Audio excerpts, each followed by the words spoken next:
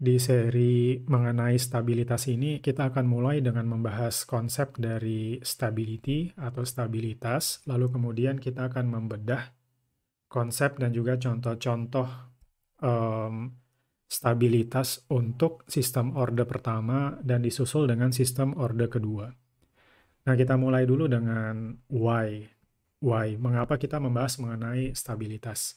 Jadi kalau kita ketemu dengan suatu sistem, lalu kita membahas mengenai cara kontrolnya, mengendalikannya, maka selalu kita akan ketemu dengan pembahasan stability-nya, stabilitasnya. Nah, kenapa seperti itu? Karena boleh dibilang namanya stabilitas, stability itu adalah design specification yang paling utama dari suatu sistem.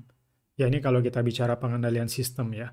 Jadi, kalau kita ingin mendesain suatu sistem, sudah pasti kita ingin sistemnya stabil.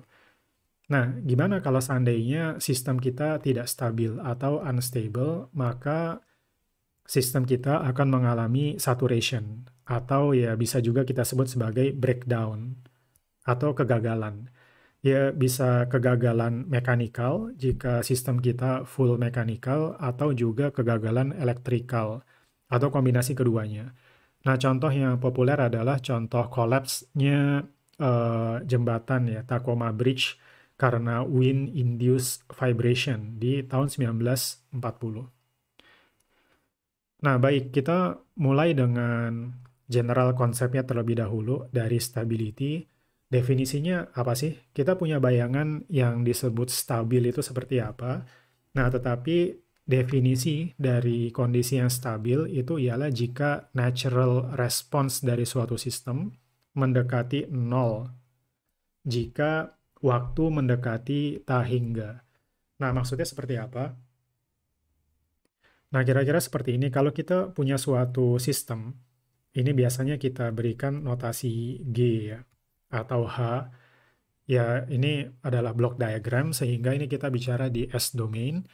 Lalu kita berikan input kepada sistem itu R, lalu kemudian dia punya output C. Ini nanti kita akan bahas kembali di video selanjutnya lebih detail mengenai block diagram dan juga transfer function. Nah, tetapi kira-kira seperti ini. Jadi outputnya adalah C. Ini semuanya masih di S domain ya. Lalu kemudian kita coba konversi, kita ambil inverse Laplace transform dari C sehingga kita dapat responnya di time domain. Nah, ini respon ini bisa tiga macam kemungkinan. Kalau seandainya si responnya ketika waktunya sangat besar ya, misalnya waktunya mendekati 1000 detik gitu.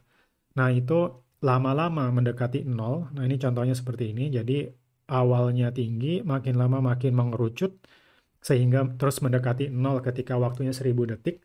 Nah, ini yang kita sebut sebagai sistem yang stabil. Nah, jadi atau disebut asymptotically stable. Lawannya, ada sistem yang ketika T-nya mendekati tak hingga atau T-nya mendekati nilai yang besar 1000 detik gitu ya. Justru kebalikannya, dia makin lama responnya makin besar, tidak terkendali seperti ini. Nah, ini yang kita sebut sebagai unstable. Dan ada pertengahannya, maksudnya sistem yang tidak bisa kita sebut sebagai stable, juga tidak bisa kita sebut sebagai unstable. Nah, itu kita sebut sebagai marginally stable system. Nah, hanya saja sistem seperti ini kalau kita senggol sedikit dalam tanda kutip ya.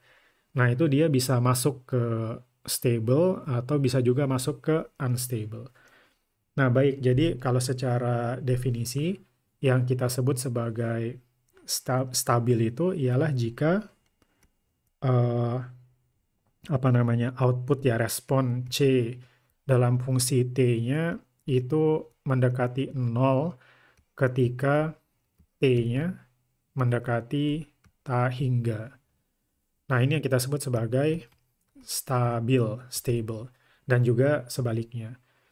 Nah, ini adalah ringkasannya. Jadi kita memiliki 3 kategori ya untuk stabilitas, yaitu stable, marginally stable, dan juga unstable.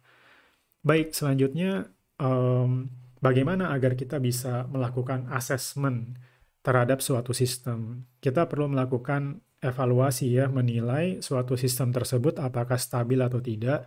Nah, secara umum ada 3 tool, ini kategori besar ya, yang bisa kita pakai untuk melakukan stability analysis. Yang pertama adalah S-plan analysis, jadi kita akan membahas mengenai zero dan juga pole-nya. Ini akan dibahas di video selanjutnya. Lalu berikutnya adalah Routh-Hurwitz, metode Routh-Hurwitz, dan yang berikutnya adalah metode Nyquist plot. Nah, ini yang ada di sebelah sini adalah S-plan analysis, kira-kira penampakannya seperti ini. Lalu yang tabel ini adalah Routh-Hurwitz, dan yang ini adalah Nyquist plot.